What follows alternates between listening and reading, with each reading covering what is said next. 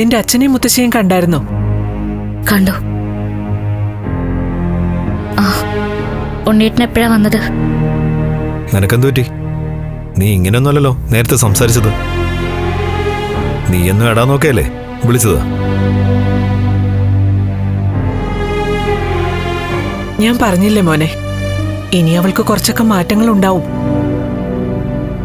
Day, ഉണ്ണി നിന്നെ വിളിക്കാനാ വന്നത്. നീ പോകുന്നുണ്ടോ? ആ, പോകുന്നുണ്ട്.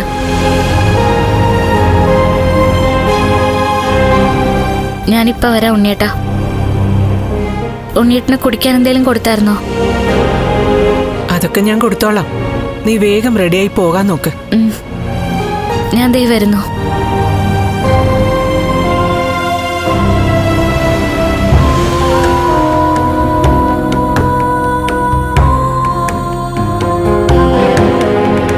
ഇവളിങ്ങനെ മാറേണ്ടതല്ലോ.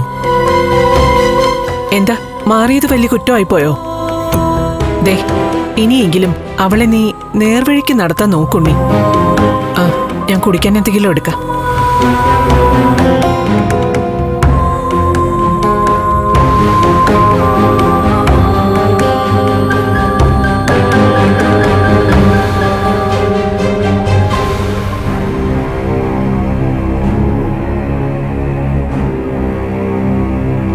എന്താ അവിടെ പോയിട്ട് കേട്ടതൊക്കെ സത്യമാണോ? അതുകൊണ്ട് കുറച്ചൊക്കെ പത്തി താഴ്ത്തി വേണം അവന്റെ ഒപ്പം ജീവിക്കാൻ.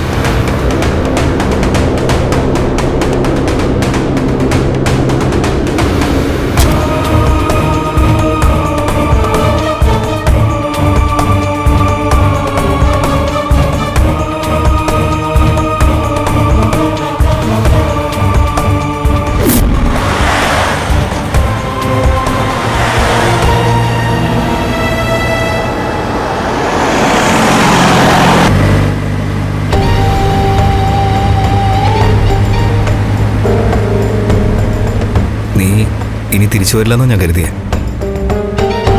നിന്റെ ഈ മാറ്റം എനിക്ക് അത്ഭുതമായിട്ട് തോന്നുവാ. പെട്ടെന്നുള്ള ദേഷ്യത്തിലാ ഞാൻ അങ്ങനെയൊക്കെ പ്രതികരിച്ചത്. അത് ആരായാലും പ്രതികരിക്കുമല്ലോ. എന്നുവെച്ചാ ഒരു പെണ്ണിനും ഇഷ്ടപ്പെടാത്ത കാര്യങ്ങളാണല്ലോ ഉണ്ണിയേട്ടൻ പറഞ്ഞത്.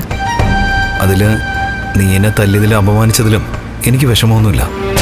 എങ്കിലും ഞാനതിനൊക്കെ സോറി പറയാ.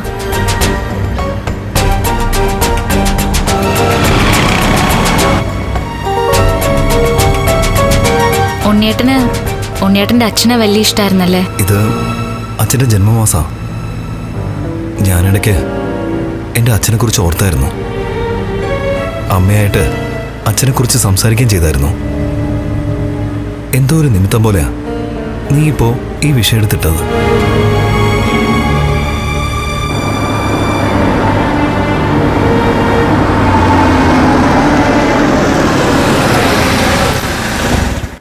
എന്തിനാ വണ്ടി നിർത്തിയത്?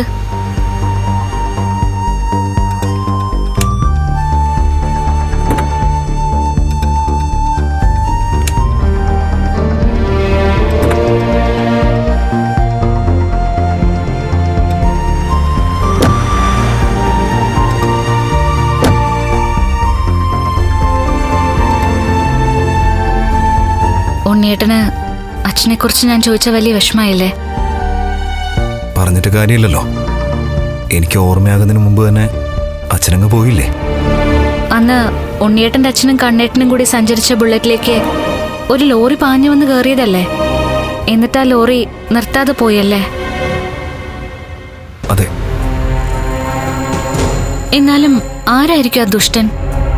അതാരായാലും ശരി, അവനാണ് എന്റെ ജീവിതം തുളച്ചത്.